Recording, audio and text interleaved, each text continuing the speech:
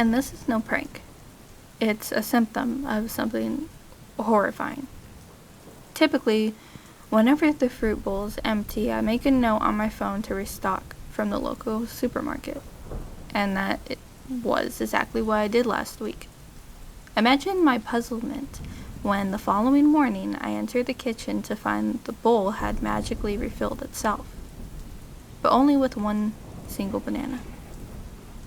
"Very funny, Beckett," I called to my husband, but he insisted that he hadn't stocked bananas, and that he would certainly have bought more than one. We agreed that I'd simply made a mistake and missed one final banana in the bowl.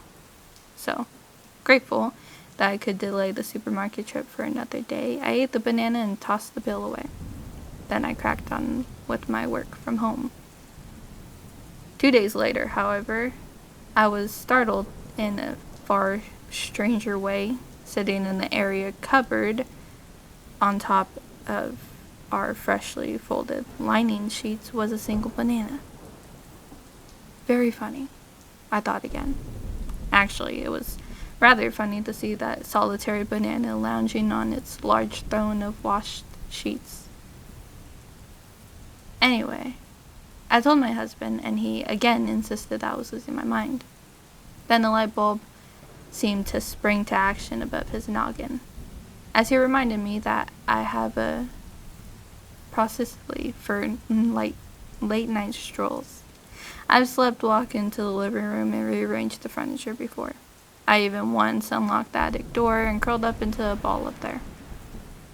"That'll explain it," Beckett said, before grinning. "You must have been peckish and fetched a midnight snack for yourself." I frowned. "Then why did I put it in the cupboard? Why didn't I eat it?" He shrugged, and the matter was dropped again. Though I did start to consider that my husband was playing some cruel, drawn-out joke on me. I wasn't impressed by the angular streaks of yellow skin on the linen. I quickly brushed them off, then threw the sheets back into the washing machine.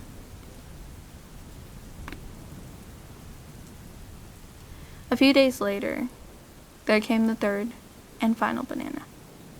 This time, the browning culprit sat atop our bedroom vanity dresser, neatly balancing on a teensy makeup box like a curvious acrobat on a tight rope. I sighed and picked up the banana, but this time, before eating it and disposing of the peel, I actually paid attention to its outer coat. 4 stickers were affixed to the fruit's yellow skin. Stickers that many bananas wear like badges of armor for their particular bands.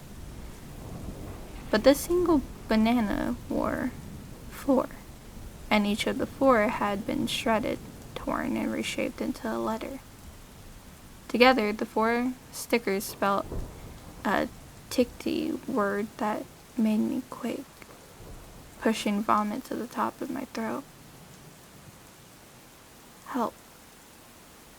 I dropped the murky omen and stumbled back from the dresser in fear. It has to be a joke, I decided, or I'm losing my fucking mind. I didn't get much work done over the next few hours. In fact, I fell into a sort of trance until my husband got home. "Are you okay?"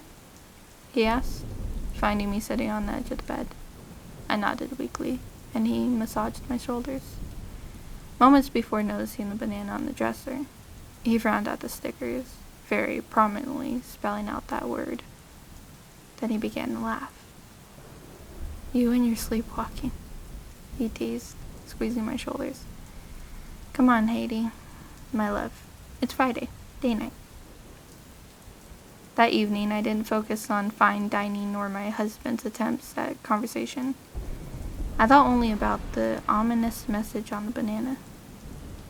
And I conked out of bed, head pounding and body inexplicably exhausted. The moment we got home, then, again, that's a weekly occurrence. Too much wine, that's what we always say. But this Friday, I was awoken at some point during the early hours of the morning. I heard little through clogged ears and a still cloudy mind, but there was a voice coming from the ceiling. Little, stunt, ungrateful. No more going downstairs. Revoke privileges. Forget nice food. Hiding. Then following those words came grunts, whispers, whimpers, and thumps. Each sound was stunted and sinister, but I thought little of it, as the black fog of sleep, or perhaps unconsciousness, swiftly stole me from the world again. The next morning I remember only fragments, but I knew that something strange had happened while I slept. I just knew it. Whatever it may have been had happened in the attic. I made my way up there to find a mostly empty space, save for moldy cardboard boxes filled with forgotten possessions and Christmas decorations awaiting their time to shine. I almost shrugged my shoulders and went back downstairs. I almost missed it. But I turned on my phone's torch and saw the evidence towards the back of the room. A damp, muddy red smear patch on the floorboards.